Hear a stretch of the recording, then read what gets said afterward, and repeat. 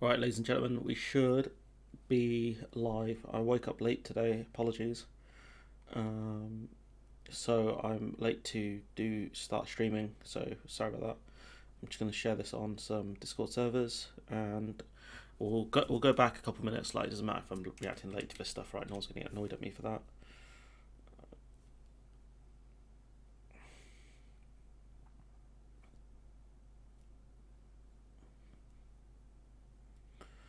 This is what happens when I can't have coffee in the morning. Yes, I'm reliant on coffee. Okay, let's see.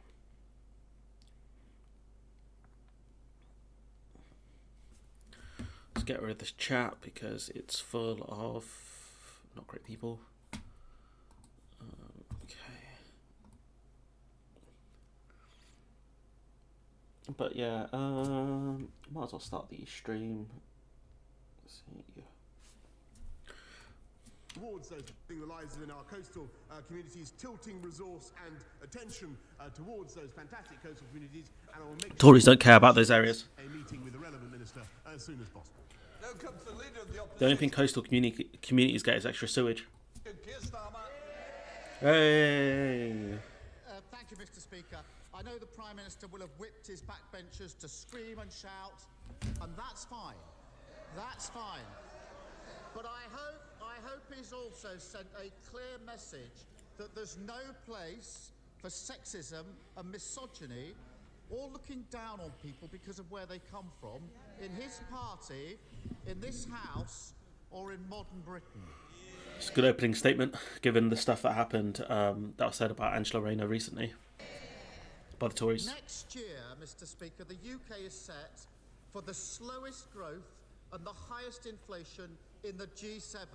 Hey. Why is he failing to manage the economy? Okay, yeah, that's true. I did see those statistics recently. Law, fair play, Duke. The UK's G7 growth statistics are not great. He's going to say we're the fastest growing economy in the G7. I do need to set up the bingo at some point.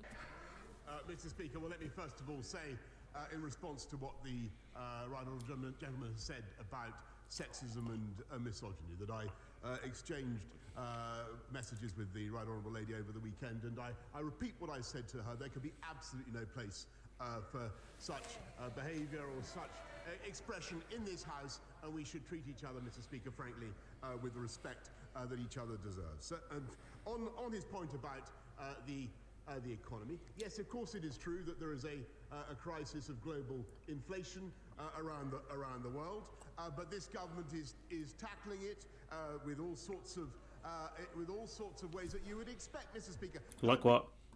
People with the cost of their energy, British energy. What? Is it audio? Audio should be fine. Far more, by the way, than the Labour will put in. A British energy security strategy to. Should be fine. Hold up, guys. I'll just listen. I'll listen to the audio back on the stream. Audio should be fine.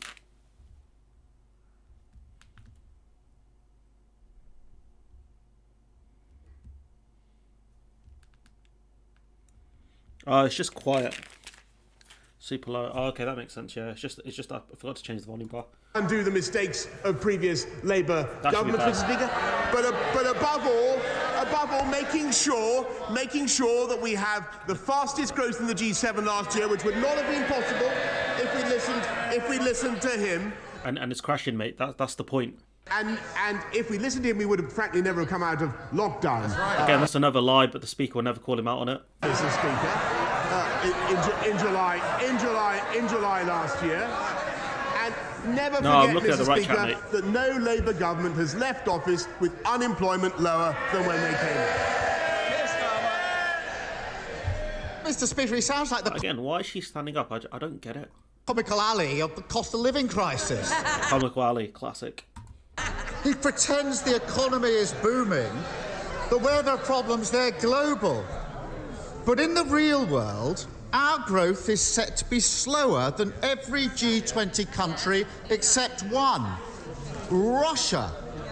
And our inflation is going to be double the rest of the G7. Does he think that denying the facts, staring him in the face, makes things better or worse for working people? So you won't mention the B word, but he's kind of hinting at it a bit. Mr. Speaker, the facts are, as the IMF has said, that the UK came out of COVID faster than anybody else. That's why we had the fastest growth in the G7 last Okay, and how's it looking now? year. That would not have happened, Mr. Speaker. Oh, here we go again. If we listen to Captain Hindsight, and if he studies their forecast, we will return to being the fastest by 2024 and the fastest in 2025, Mr. Speaker. That's what the IMS forecasts say. He asks Is about. that what it says? Read it. He asks about working people, Mr. Speaker. This is the government, this is the party that supports working people. Lies, more lies. Unlike them, with the biggest increase. Yes, I'll tell you what's going up. The living wage is going up, Mr. Taxes are also going up. Highest tax bill since the war, I think. Speaker, by record amounts. Employment is going up, Mr. Speaker, by record amounts. 500,000 more people. They don't want to hear. Let me give them the figures. Let me make up the figures. 500,000 more people in paid employment now than there were before the pandemic began, and youth unemployment at or near record lows. Yeah, no, they fiddle around with the unemployment numbers. Labour, just to remind you, everybody, under Labour, youth unemployment rose by 45%. That's me crash, you dummy. Mr. Speaker, this must be the Oxford Union debating skills we've been hearing so much about. Oh, it's another burn. There's another burn right there. Failing to answer the question, rambling incoherently, throwing in garbled metaphors. Powerful stuff, Prime Minister. Here's the problem. It's not just his words that are complacent, it's his actions as well. The cost of living crisis was blindingly obvious months ago. But he said worries about inflation were unfounded. And he backed a tax-hiking budget.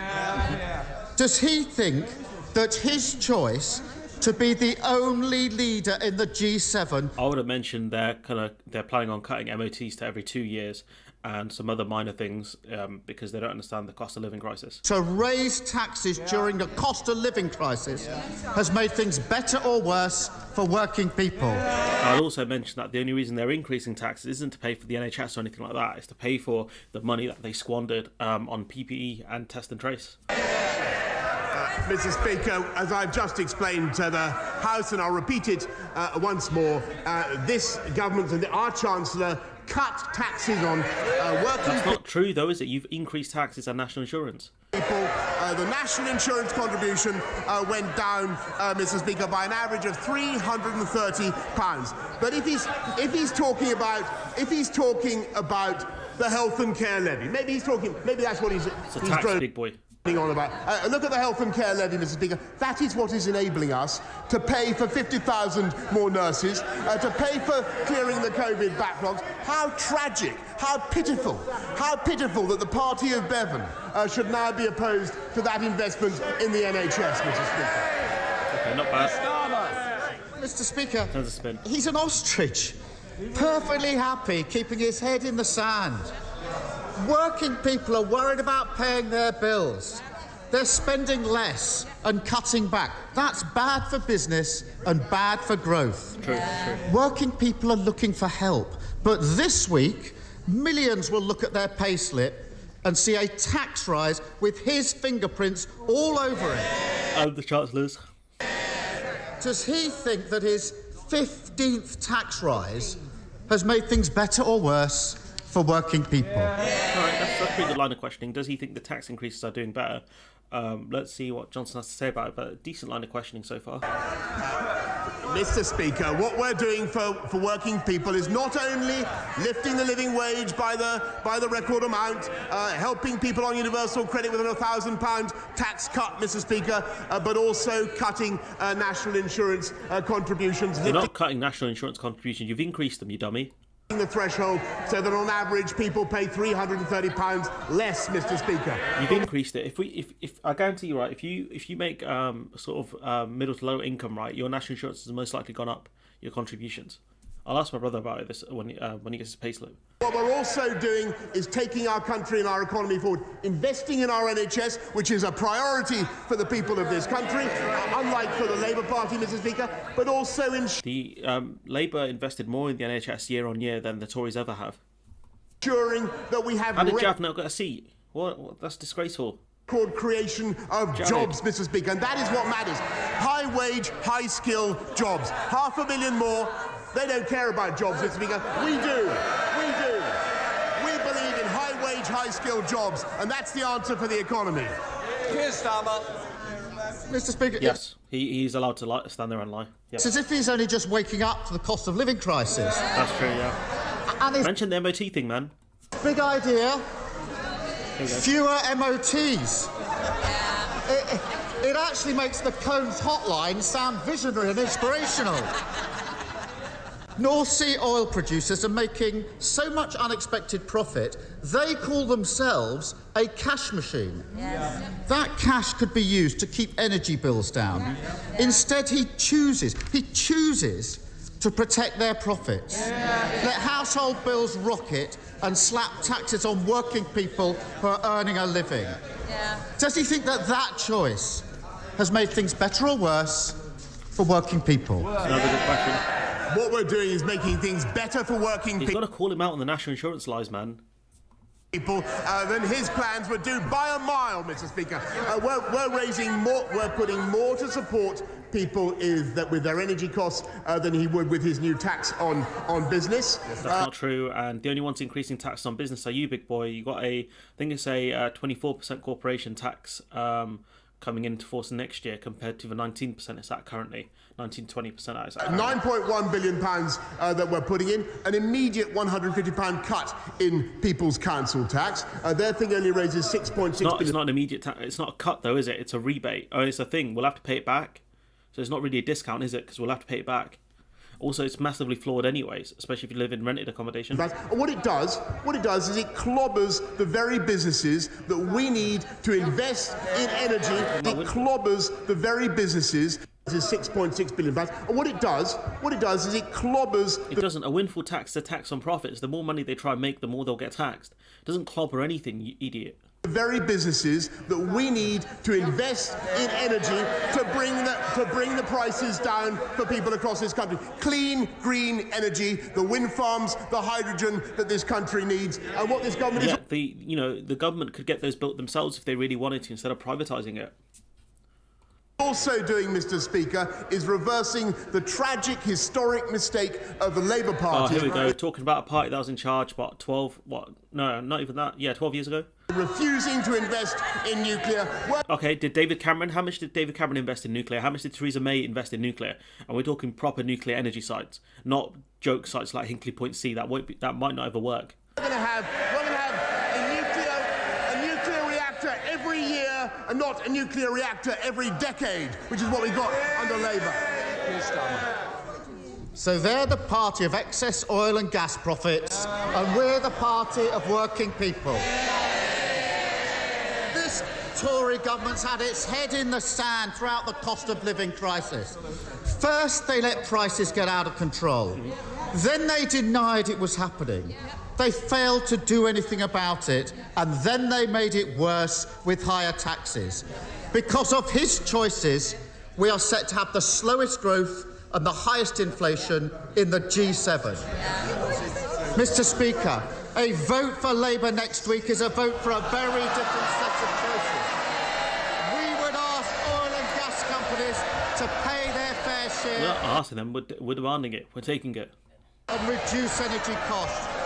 We wouldn't hammer working people with the worst possible. Look, he's got them out in force, to jeer and to sneer and to laugh. But, at the end of the day, most of these people are going to be worried that they're going to lose their seats next time out. Tax at the worst possible time. We'd insulate homes to get bills down. And we'd close the tax avoidance schemes that have helped his Chancellor, where is he? Reduce his family's tax bill while putting everyone else's up. That's a proper plan for the economy. So why doesn't he get on with it and finally make choices that make things better, not worse, for working people? Man like Rishi Sunak, He's getting shots fired at him. He's not even in the room. Mr. He never Speaker, will, mate. He's a coward. That's why Lindsay Hoyle's a joke. I can tell the right honourable gentleman. I've listened to him over many weeks, so many years. This guy is doomed to be a permanent spectator, Mr. Speaker. This guy's doomed to be a permanent spectator. Is that the best you got, really? Because they have no. We have a plan to fix the NHS and fix social care. They have no plan. That's why I always say, Labour do need a plan. We have a plan to fix our borders with our deal with Rwanda. That's not going to fix the borders. That's just a massive lie. The Rwanda deal is going to do very little to help. They have no plan. We have a plan to take our economy forward. They have no plan. Let me tell you something, Mr. Speaker. He talks about the elections. He talks about the elections in a few days' time. May the 5th, I think it is. Let me remind him that everywhere you look at Labour administration, it is a bankrupt shambles. Because the money from central government is typically cut to Labour councils. It's far harder. Labour councils don't get as much money as Tory councils, I believe, and some of the Tory councils get special treatment.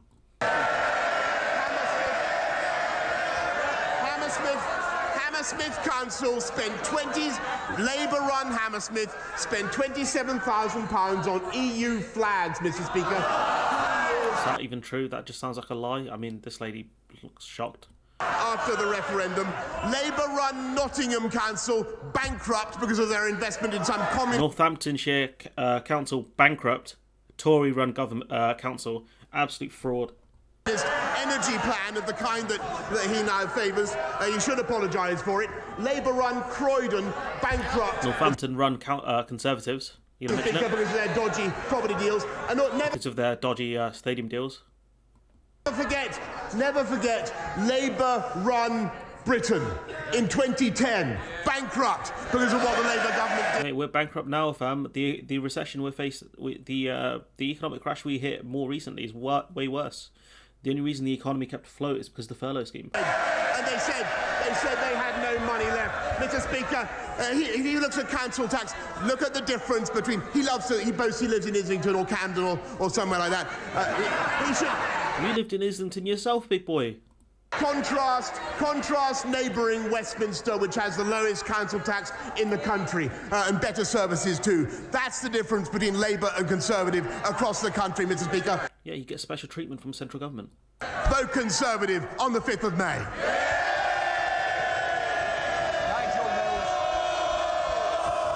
Now we're going to hear like a bunch of frauds, and then we're going to go to the King in Blackford. So we'll wait. Yeah, if the UK votes this lot in, I'd just despair at that point. I should give up. Turn my channel into Big Dystopia Studios.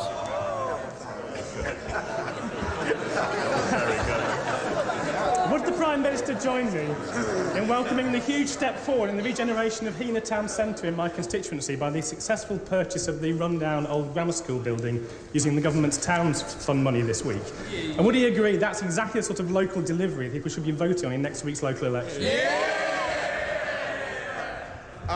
My honourable friend is entirely right, and those are the issues on which people are going to be voting. And as I said, they're going to be voting for better value, for better services and lower council taxes. And I hope that's why you're in none of the pictures of the campaigns, right? Be voting Conservative. Now comes the leader of the SNP in Blackford. Here you go. Thank you, Mr. Speaker. And can I associate myself with the remarks of the Leader of the Opposition and the absolutely disgusting misogyny and sexism that was witnessed by the Deputy Leader of the Labour Party. That should shame us all, what has happened over the last few days. Mr. Speaker, this morning, the Trussell Trust confirmed that 830,000 children across the UK are being left to depend on emergency food parcels.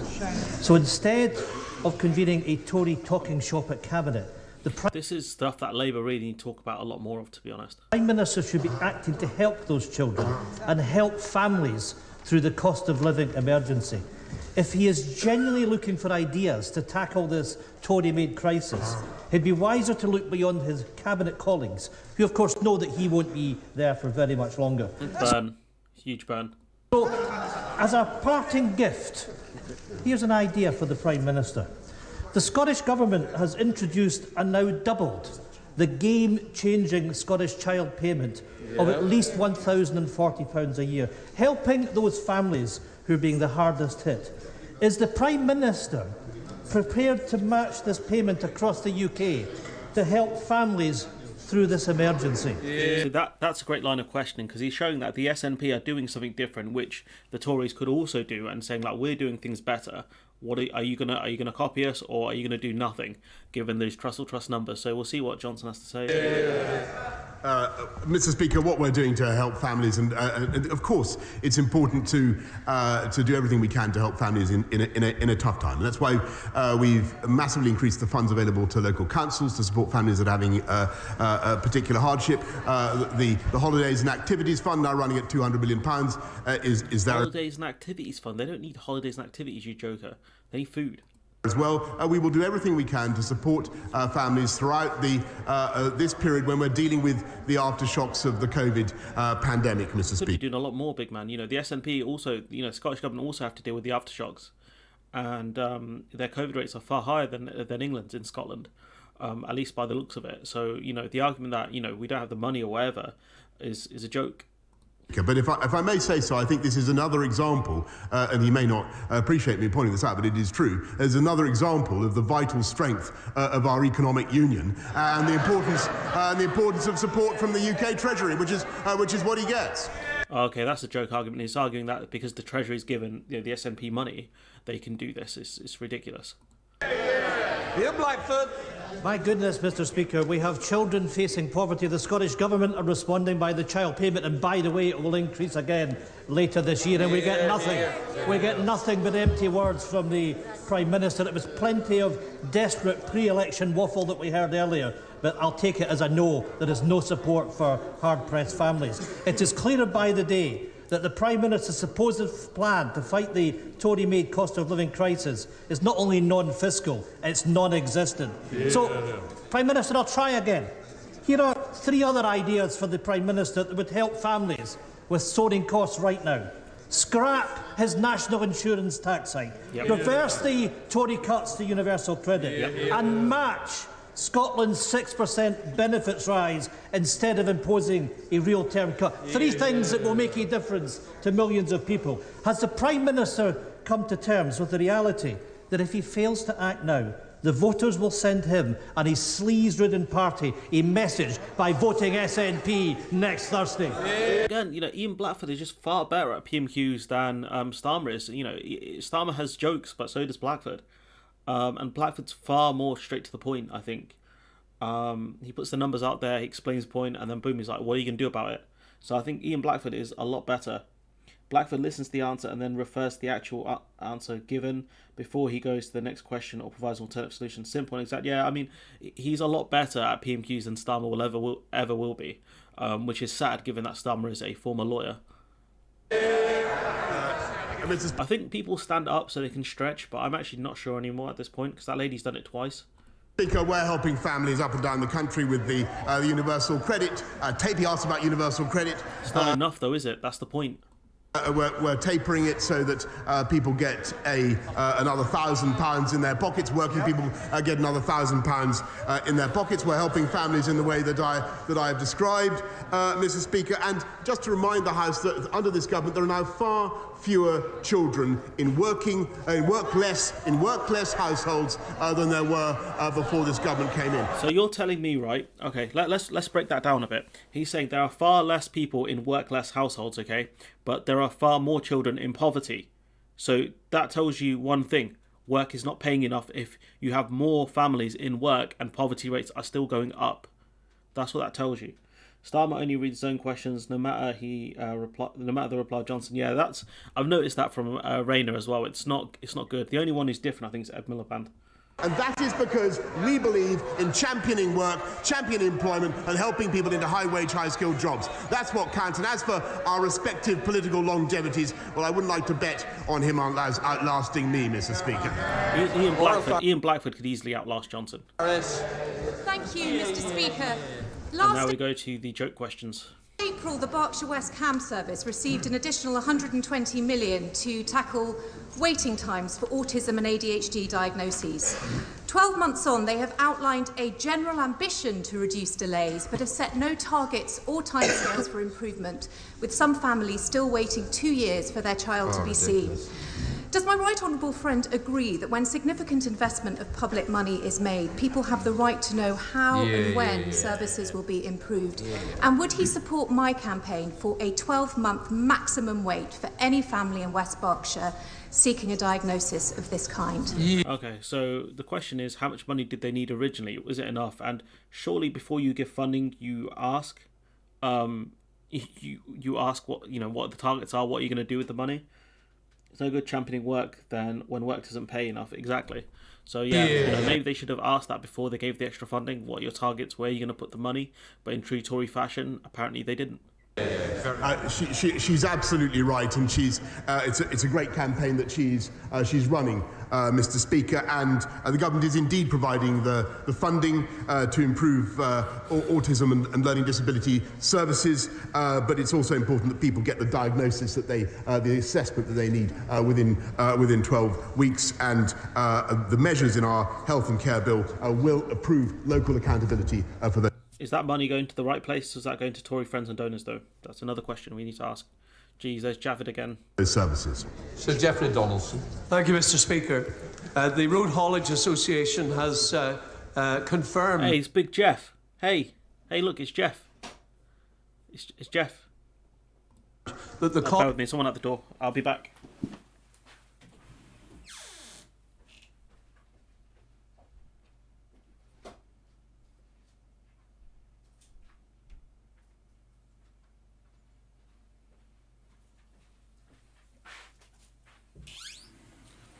It was a letter.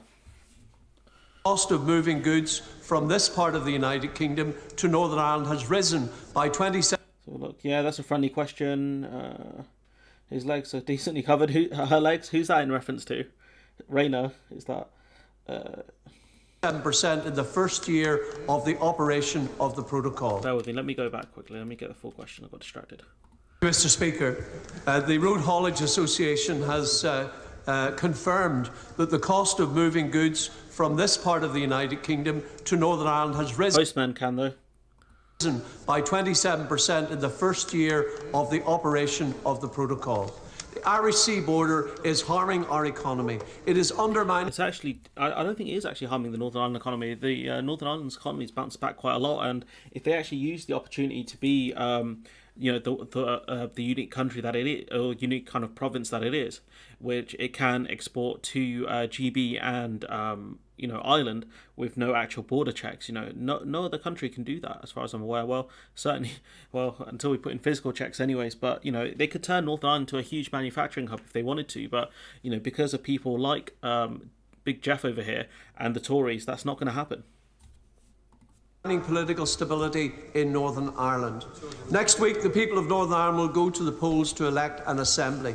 What hope can the Prime Minister give to the people of Northern Ireland that this protocol will be removed and that Northern Ireland's place within the UK internal market will be restored?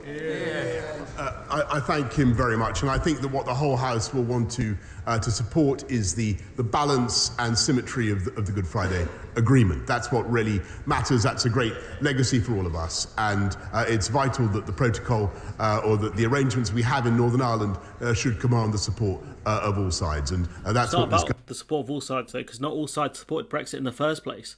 Not all sides support the Tories, so you can't say, for the protocol we need support from all sides, but for everything else we don't. It's ridiculous. Government will undertake to ensure. Ben Bradley. Yeah, it's going to be really interesting. I'll try and do some. I'll brush up on my election coverage, depending on if I can actually do it, like in terms of take the room. But we'll see what happens in the election. Thank you, Mr. Speaker. I'm grateful to the Prime Minister for the additional funding and support that Mansfield has received. Oh, this guy's an absolute joke. I absolutely hate this geezer. I think it's him anyways. Years for education and skills, for tackling crime, and for our town centres. We'll be bidding into the Levelling Up Fund as well this spring. Mansfield residents now want to see the tangible outcomes of those capital funds for the town centre. So could my right honourable friend look seriously at how we might help accelerate the process, often lengthy process, of getting from successful funding announcement to spades in the ground so that my residents can benefit from those investments? It didn't take EU structural funds that long. Let's put it that way. It did not take EU structural funds that long. We covered stories this year about people in Cornwall saying had these been EU projects, there would have been spades in the ground by now. So, yeah, shocker, it's very slow. Especially when you've got Big Gove in charge. My honourable friend is a fantastic champion for Mansfield and indeed a wider area. I'm delighted that Mansfield was awarded £12 million as part of the town's fund. I can't endorse any specific project, but the next round is coming up shortly and will be announced. Will be announced in the autumn. Caroline Lewis. So, okay, let's go back. He asked, when are we going to see spades in the ground? He goes, we're going to see the next raft of spending in autumn. So he didn't answer the question for his own Tory MP. Ridiculous. Thank you very much, Mr. Speaker. 56 members of this House are under investigation for sexual misconduct. That's true, yeah. We covered that the other day. And that includes 3 of his cabinet ministers. The Prime Minister has just rightly said that there can be no place for sexism and misogyny in this House. So can he now confirm whether he considers that sexual harassment, apparently unlike bullying and lying, is grounds for dismissal under the Ministerial Code?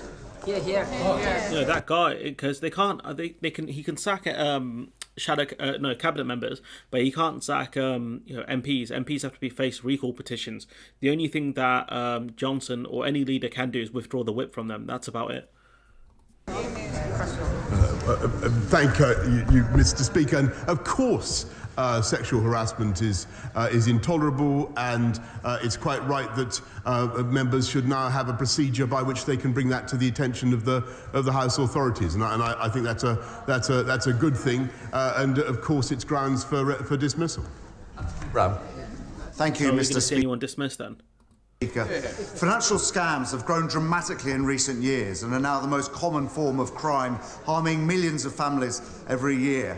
Most of them are enabled by online platforms such as Facebook and Google that make vast profits from advertising fraudsters. Does my right honourable friend, the Prime Minister, agree with me that those companies that profit from promoting fraud should help pay the cost of fraud, and that online platforms should compensate victims that they help create? And will he work with me to achieve that end? That's not going to happen. They need to do a lot more. They need to do a lot more to combat online fraud and stop. Really look at who they allow to advertise on their platforms and things like that. But that's not going to happen. Look, I have to say, Mr. Speaker, to my honourable friend who I've known for many years, I think this is typical of his creativity. Probably a couple, mate, to be honest, not just one. We're going to look at exactly how we could make that kind of measure work. I think it's important that we proceed with care and get it right. And I'm going to make sure that he has a meeting with the relevant minister in DCMS as fast as possible. Vicky Foxtrot. Again, once again, there's nothing. You can't make. You're not going to be able to make online companies pay for fraudulent activities, even if they do allow advertisements of them. Thank you, Mr. Speaker. Hundreds and thousands of people are still shielded. They're living in fear of COVID as they know the vaccine hasn't mounted an antibody response for them, and they remain at increased risk of serious illness or death. There is hope, though, Evershed, which gives immunocompromised people 83% protection for 6 months. Sadly, the government hasn't ordered any of this, despite the MHRA giving approval on the 17th of March. Now, I appreciate the Prime Minister might not have all of the details to hand. He never does. He never does have all the details at hand. Meet with me to talk about this life-saving and life-changing drug. I thank her very much, and I think she's absolutely right to speak up for those who are shielding and who are anxious, and we're doing everything we can to protect and to reassure them. On Evershed, we are evaluating it at the moment, but I will make sure that she has a meeting as soon as possible with the Department of Health. Mr. Butler. Thank you, Mr. Speaker. My Conservative council in Kensington and... I hope that they do order that medicine if it works. Genuinely, I do. Just because I don't know anyone who is... Well, I suppose my grandma was shielding. Kind of. She's old. But yeah, just if it does work, that it'd be a good thing to get for the government. Charges £500 less council tax than neighbouring Camden Labour. And it has 4 times as many bin collections. You haven't misheard. £500 less, 4 times. Mr. Speaker, my Conservative council in Kensington and Chelsea charges £500 less council tax than neighbouring Camden Labour. And it has 4 times as many bin collections. You haven't misheard. £500 less, 4 times as many. Does my right honourable friend agree with me that everyone who wants low council... Okay, so now... Do I agree? Thank you, Mr. Smith. Clear-cut propaganda there. Again, you'd have to look at the council's funding. I think Camden, maybe the living costs are higher. I don't know. I don't go to London, but yeah, the clone is that's definitely a failed clone right there. Last week, the Daily Telegraph, not normally a paper that I read, but I did read this headline that said Northern Ireland could be forced to follow EU rules on COVID tests. The Chancellor told the House that Northern Ireland could benefit from moves to scrap VAT on energy efficiency measures because of the protocol. So now the protocol's restrictions threaten a shortage of COVID tests in Northern Ireland. So can I ask the Prime Minister, the financial cost of the protocol can be measured, but the true cost in relation to VAT, to medicines, to COVID tests and damaged relationships is much greater. When is the government and my Prime Minister going to restore our place in the United Kingdom? Okay, so let's break that one down. So he talks about VAT, right? I think I don't know exactly what the EU will do about VAT, because obviously they don't want to give Northern Ireland like a competitive edge when it comes to certain things, but I'm sure that's something they can go through the joint committee about. With the COVID test, you know, the EU recently made concessions around medicines. I missed the boat on covering it, really. I might go back and cover it if people want me to, but the simple fact is, you know, if he wanted these issues resolved, it'd go through joint committee. That's the issue. We'll see what Bojo has to say about this one. I thank you very much, and there is clearly an economic cost to the protocol, and that is also now turning into a political problem and an imbalance in sentiment about it. But you knew that when you came up with the idea, right? You know, surely you did, because you said it was so great. You know, did you not read it? We need to rectify that balance for the sake of the Good Friday Agreement, on which... It's not much to do with the Good Friday Agreement, pal, but we'll see. So, according with Irish VAT legislation, oral medicines for human consumption licensed by the Health Products Regulatory Authority are liable to VAT at the 0 rate. Oh, so they pay nothing in terms of VAT. Interesting. This country depends. Paul Holmes. Thank you, Mr. Speaker. By 2025, Liberal Democrat Eastleigh Borough Council will have a debt of £650 million, which stands at six... Oh, mate, let's not do this again. Tory-run Northampton, I think it was the Borough Council, had to be split up. They changed the whole council system. I think it was Andrea Leadsom who said they're the worst council in England, or something to that effect. I can't quite remember the quote. The Lib Dems locally ran on it, so I don't want to hear it, pal. Especially when you guys get favourable treatment as well. Which stands at £6,300 for every resident in Eastleigh. Does the Prime Minister think that it is acceptable for this council to become a speculative Jim Shannon always asks stupid questions. Fair enough. I'm not familiar with the geezer. Developer. And what advice would he give to my constituents next week to put a stop to this? We're going to skip the propagandistic Tory questions. To rise by £271. Correct me if I'm wrong, but is it Northern Ireland Protocol a rebranded version of the so-called backstop? No.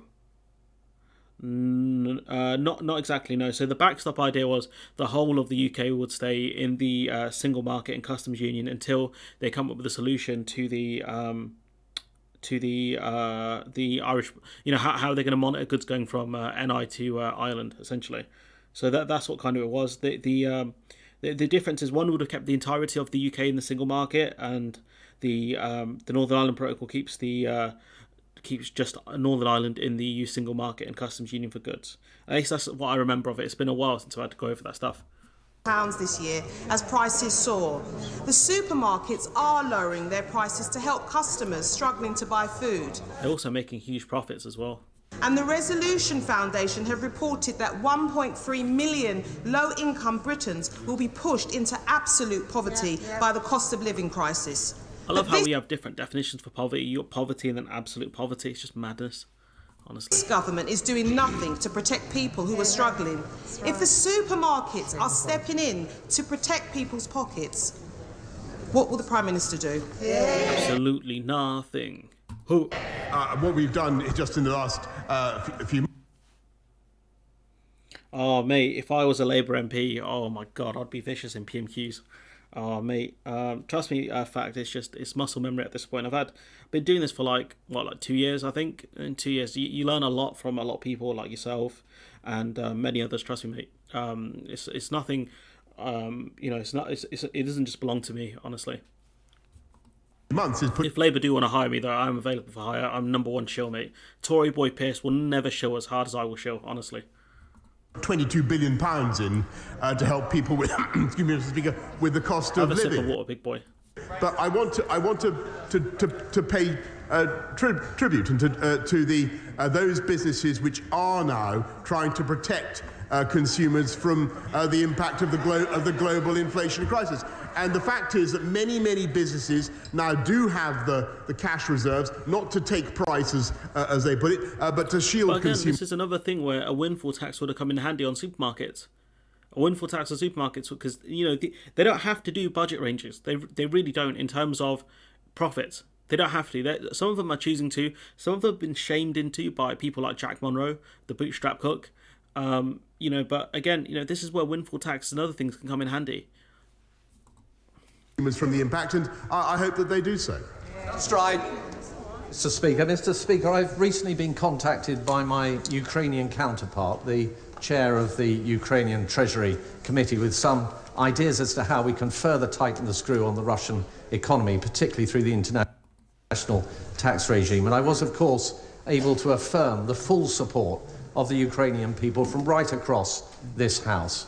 And also, the gentleman concerned, of course, knows the work that my right honourable friend has done to promote sanctions internationally. But would he consider meeting with me to consider these new proposals that are being brought forward so that we make sure no stone is unturned in facing up to Putin's vile regime?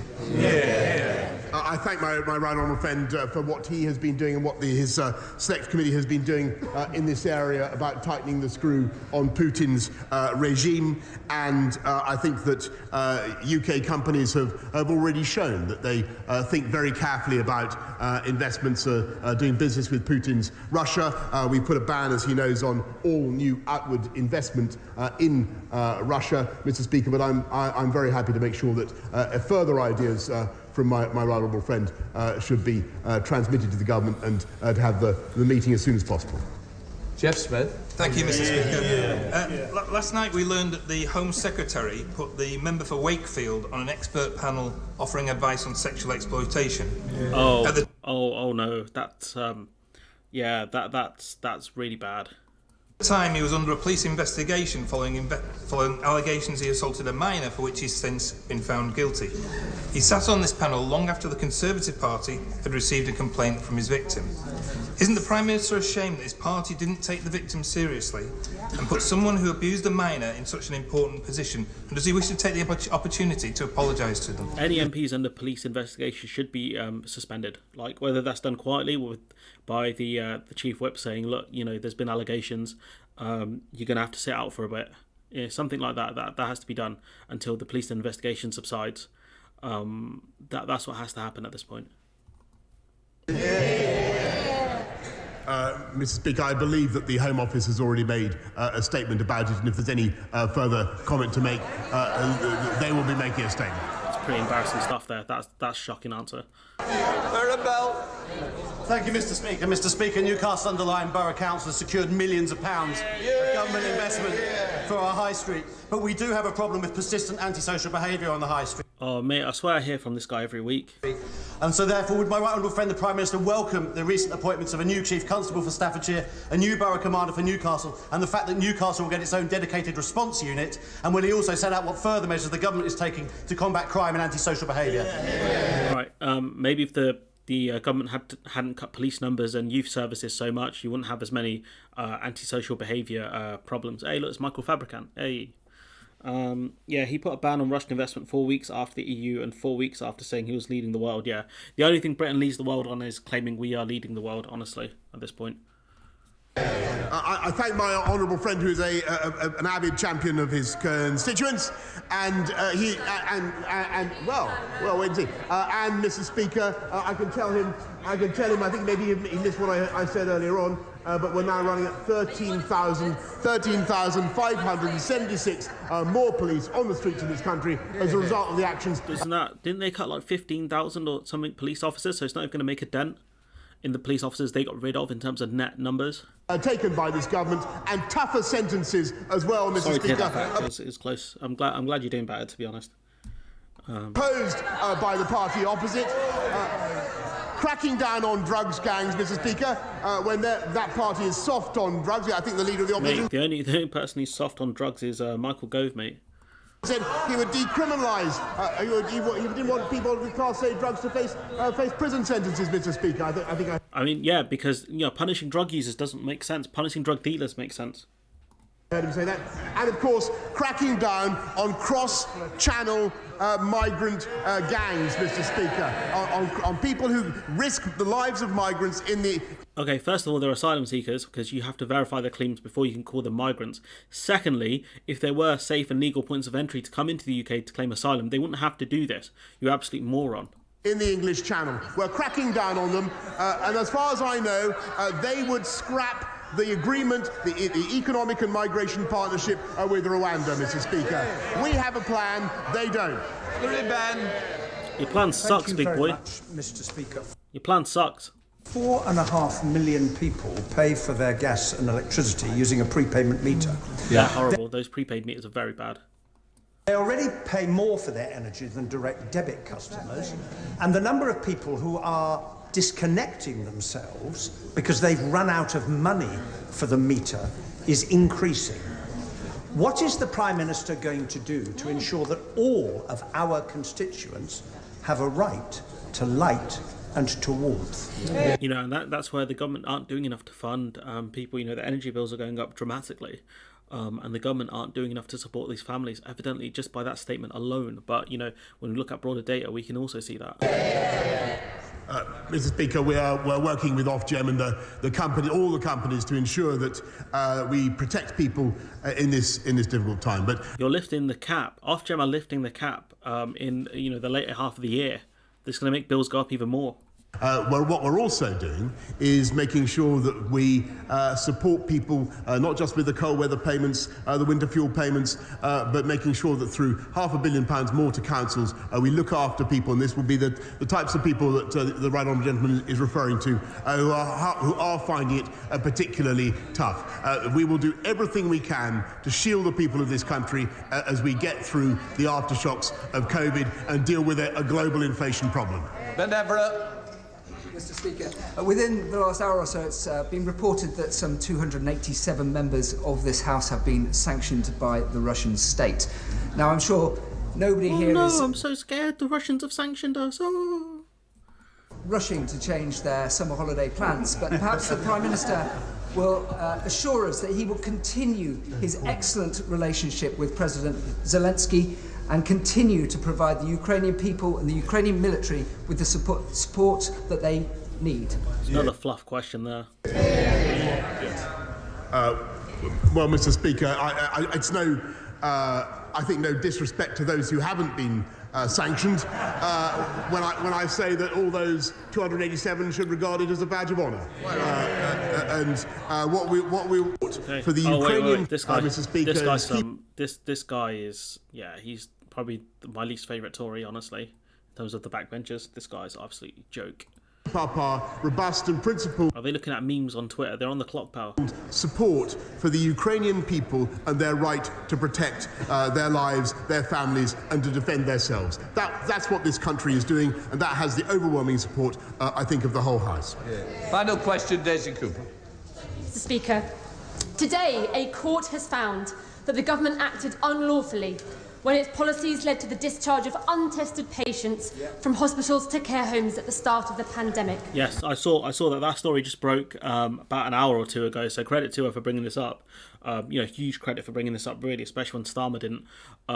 That's something where I will probably cover that soon. The court also found no evidence that the former Health Secretary addressed the issue Matthias Hancock of the risk to care home residents of such transmission, despite the government insisting at the time that a protective ring had been thrown around care homes. The government has once again been found to have broken the law. Will the Prime Minister apologise to the families of the thousands and thousands of people who died in care homes in the first half of 2020?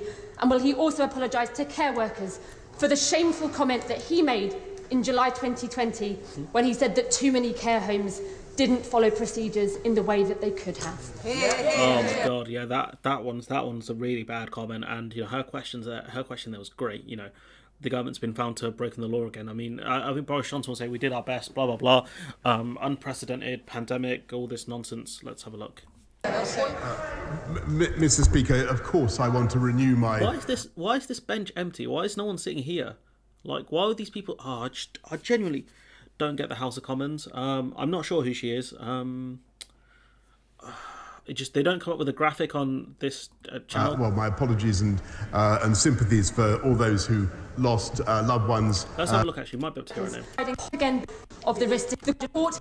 Final question, Daisy Cooper. Daisy Cooper is her name. Sounds like Daisy Cooper. I think she's for the SNP. Mr. Speaker, of course I want to renew my apologies and sympathies for all those who lost loved ones during the pandemic, people who lost loved ones in care homes. And I want to remind the House of what an incredibly difficult time that was and how difficult that decision was. And we didn't know very much about the disease. And the point I was trying to make, to which she refers, is the thing that we didn't know in particular, Mr. Speaker, was that COVID could be transmitted asymptomatically. There was evidence of it at the time, but the government didn't acknowledge it. That's what I think the court found. I'd have to look. I'd have to look at the exact article, but it seems like he might be lying here. In the way that it was, and that was something that I wish. What are you doing on your phone? Like, what is this? If you're gonna go on Twitter, just go home. We had known more about at the time. As for the ruling that she mentions, we will study it, and we will of course respond further in due course. Okay, I think that's it. Point of order, I think. Yeah, I'm sure. Michael Fabricant. Mr. Speaker, as no. just heard from my honourable friend, the member for Milton Keynes North, the Interfax news agency... I can't tell. Is my screen stained or is it his blazer? I think it's his blazer. Oof. Mate. An hour ago in Moscow announced that the foreign ministry of the Russian government will now sanction 287 members and former members of the other guy just said that, mate. House of Commons from both sides of this House. I'm proud to say, Mr. Speaker, that both you and I are on that list. Why is Michael Fabricant being sanctioned? He doesn't do anything. So, Mr. Speaker, are you able to give any advice to members of the House of Commons, honourable and right honourable members, regarding this? Right, surely you're asking the Home Office or someone else about this, a lawyer. Normally I wouldn't, but I think it is an important matter, and I'm grateful to the honourable gentleman for letting me know at the start of questions that he wanted to catch my eye. Although the issue is raised is not strictly a point of order, I am of course alarmed to hear what is reported to the Chamber. Rather than give a knee-jerk reaction now, I'm sure the government will rapidly be assessing the implications of this move. I am therefore asking the government to keep me and the House authorities briefed on this very important issue, and I shall make and abide sure that members are kept informed as appropriate. Further to that. Sorry, further to that point. I'm very grateful. I'm absolutely distressed that I'm not on the list, Mr. Speaker. And if I'm honest, slightly surprised. I can only assume that the Russian Federation accepts that every single thing that I have said about President Putin over the last few years is true. He is a barbarous villain, and we must make sure that he fails. I'm surprised he's actually not on the sanction list. He's been talking about Abramovich since 2019, I think. I'm sure you know me and got yourself put on that list. Mike Ainsbury. All right, we'll go to about probably about 10 past. I've got to pick up some glasses, so yeah. Thank you, Mr. Speaker. The Prime Minister and the Honourable Member for Kensington and Chelsea incorrectly claimed that council tax is lower in Conservative councils. According to the government's own live figures, the average council tax bill for a Conservative council is £1,642. The average for a Labour council is £1,313. So, Conservative council tax bills, and this is a fact, are £329 higher than Labour council tax bills. Yes. Oh, that's yeah, that's something. Seeking your advice, Mr. Speaker, how to ensure those facts are put on record. Can I just say to him, we're not going to continue a debate of the question earlier, and I think he's answered his own question, but I do hope he did let the member know that he was going to actually mention in the chamber. If not, I'm sure, you know, the honourable member will want to correct the record, no? sure he'll just drop her a line. She's got to correct it, and she missed out the house. She lied. Right, let's come to the urgent question. I now call Yvette Cooper, Shadow Home Secretary. All right. Thank you, Mr. Speaker. No, Priti Patel, though. To ask the Home Secretary to make a statement about delays at the Passport Office. Not Priti Patel, we got this B-leaguer up. Who's this guy? Thank you, Mr. Speaker. Prior to the pandemic, Her Majesty's Passport Office routinely processed approximately 7 million passports each year. Over the last 2 years, the necessary restrictions... One thing they haven't mentioned is how all the money they have been sending to Ukraine is a loan to Ukraine. So ultimately, I do not believe a word of sympathy for the Ukrainian people. UK are making money from the war. I didn't know it was a loan. Sorry to hear that. Kind of been there and done that also. I'm sick of hospitals, procedures, jabs, cuts, etc. Yeah, hospitals suck, man. ...upon international travel meant only 4 million people applied for a British passport in 2020 and 5 million... Oh, it's cut. Okay. ...the people of Northern Ireland. I would respectfully... I think... Well, thank you. I think we're done. I think this will be a separate stream. I guess we can't really stream any more than this. That's disappointing. The stream has ended, so I guess that's that. I've got a video coming out in... Oh, I haven't scheduled anything. Okay, I have to schedule some videos. What should I schedule? We'll figure it out. Couple, so I need to really start recording again tomorrow, ideally. But yeah, let's see. Radioactive, like I was the Hulk. Yeah, I'll tell you what, guys. Got to go. Well played match, most informative. Yeah, no worries. Fact. I'll catch you next time. Be back streaming PMQs. Back streaming PMQs next week, same usual time. Hopefully, I'll be awake a bit earlier next week. Probably be streaming some Metal Gear later if anyone's actually interested in that. Be the final gaming stream on this channel. I'm going to move it across to the old second channel soon, so I'll probably plug that at some point. But yeah, I'm going to go to the shop and pick up the glasses I ordered. Just found your channel interesting commentary. Yeah, no worries, Taj. Hope you subscribe and stick around. Really enjoy your input. Fact is, it's nothing special, honestly. It really isn't. It's pretty easy stuff. Just getting tired of these people, man. They bring out the worst in me, honestly. Or maybe when I watch them, I bring out the worst in myself. I don't know, but yeah, we'll leave the stream here. Thanks everyone who joined. A decent showing today. Really happy with that, and yeah, we'll be back streaming this nonsense next week. Should be fun. But yeah, I'll see you guys. Either later today or next week. All right.